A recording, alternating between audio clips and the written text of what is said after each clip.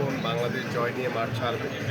খুব শ্বাসরুদ্ধকর একটি ম্যাচ আমরা দেখেছি এবং বাংলাদেশ টিম ট্রাইব্রেকারে জয় নিশ্চিত করেছে এবং আমি বাংলাদেশ দলকে আমাদের মাননীয় প্রধানমন্ত্রী এবং দেশবাসীর পক্ষ থেকে অভিনন্দন জানাই এবং আমাদের ক্রীড়া পরিবারের পক্ষ থেকে অভিনন্দন জানাই।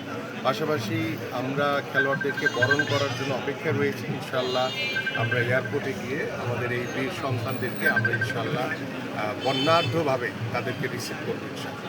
সাতখোলা বাস হবে কিনা সেটা আপনি যেহেতু বলেছেন সেটা আমরা আলোচনা করছি যে সাতখোলা বাসে তাদেরকে নিয়ে ঢাকা শহরে প্রদক্ষিণ করার মাধ্যমে তাদেরকে একটি বিরল সংবর্ধনা দেওয়ার চেষ্টা করবো। কোনো পুরস্কারের ঘোষণা কি আসছে? ডেফিনেটলি আমার স্পোর্টস মিনিস্ট্রি থেকে তাদের জন্য একটি ভালো পুরস্কার থাকবে। ডেরান এবং দেখলাম সুলেমান, রোনান এবং দেখলাম দুজনেই দুর্দান্ত পারফর্ম করেছেন এবং শেষ কিকটা রোনানি নিয়েছেন। তো ওদের ফিউচারটাকে আপনি কীভাবে দেখছেন? ডেফিনেটলি ওরা তো যেহেতু আন্ডার 20 আমাদের সাব টিম, আমরা আশা করি যে খুব শীঘ্রই তারা বাংলাদেশের যে টপ টিম রয়েছে আমাদের বাংলাদেশ ফুটবল টিমে তারা মেইন টিমে তারা খেলার সুযোগ পাবে ইনশাআল্লাহ।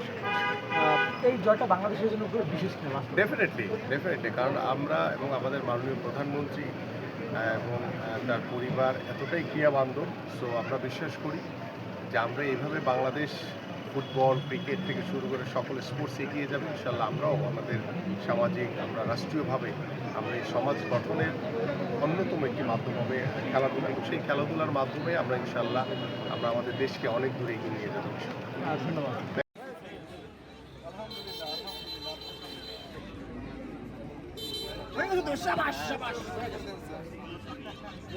এই দিয়ে দাও নুরুল অভিনন্দন বার্তা দিয়ে দাও। জিতে গেছে বাবু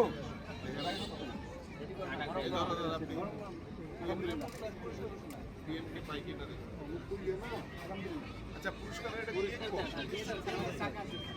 না না সেটা জন্য না মানে পুরস্কৃত করা হবে ওটা দিয়ে দেবো, ওটা সমস্যা না।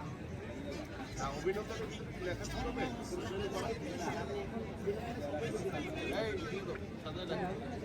আজকের এই বিজয়ে আমাদের সকল খেলোয়াড়কে 1 লক্ষ টাকা করে না 1 লক্ষ টাকা টাকা বলা যাবে না।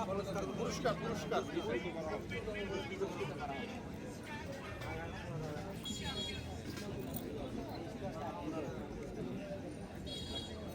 আমি গানে চালিয়ে যাও সব চ্যানেলগুলো